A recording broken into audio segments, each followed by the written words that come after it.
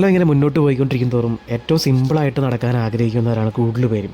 അതായത് ഡ്രസ്സിലൊന്നും ഒരുപാട് വർക്കൊന്നും ചെയ്യാതെ, എന്നാൽ ഇടുന്ന ഡ്രസ്സ് എലഗൻ്റ് ആയിരിക്കണം, അതിൽ വർക്ക് ഉണ്ടായിരിക്കണം, അതിലുപരി സിമ്പിളായിട്ട് നമുക്ക് ധരിക്കാനും അതുപോലെ തന്നെ മെയിൻറ്റെയിൻ ചെയ്യാൻ പറ്റുന്നതൊക്കെ ആ ഒരു കൺസെപ്റ്റാണ് ഇപ്പോൾ എല്ലാവർക്കും. ഹാൻഡ് വർക്കിൻ്റെ കാര്യം തന്നെ എടുക്കാം. ഹാൻഡ് വർക്കൊക്കെ കുറേ വർഷങ്ങൾക്ക് മുന്നേ നമ്മൾ മാക്സിമം ഒരു മാരേജൊക്കെ വരുവാണെന്നുണ്ടെങ്കിൽ മാക്സിമം എത്രത്തോളം അതിൽ വർക്ക് ഉൾക്കൊള്ളിക്കാൻ പറ്റുമോ അത്രയും നമ്മൾ ചെയ്തിരുന്നതാണ്. ഇപ്പം അതൊക്കെ മാറി സ്ലോലി ഹാൻഡ് വർക്കും പതുക്കെ നമ്മൾ സിമ്പിളായിട്ട് ചെയ്യാനാണ് എല്ലാവരും ആഗ്രഹിക്കുന്നത്. അപ്പോൾ ശരിക്കും പറഞ്ഞാൽ ബ്ലൗസിലൊക്കെ ഹെവി ആയിട്ട് വർക്ക് ചെയ്യേണ്ട ഒരു ആവശ്യമില്ലേ. അപ്പോൾ ഹാൻഡ് വർക്ക് എന്ന് പറയുന്നത് പ്രത്യേകിച്ച് ബ്ലൗസിലൊക്കെ ചെയ്യുമ്പോഴത്തേനും ഒരു ഓർണമെൻറ്റൽ ഫീലാണ് നമുക്ക് തരുന്നത്. അപ്പോൾ നമ്മുടെ ഒരു സിറ്റുവേഷനൊക്കെ ഡിപ്പെൻഡ് ചെയ്തിട്ടാണ് വർക്ക് ചെയ്യേണ്ടത്.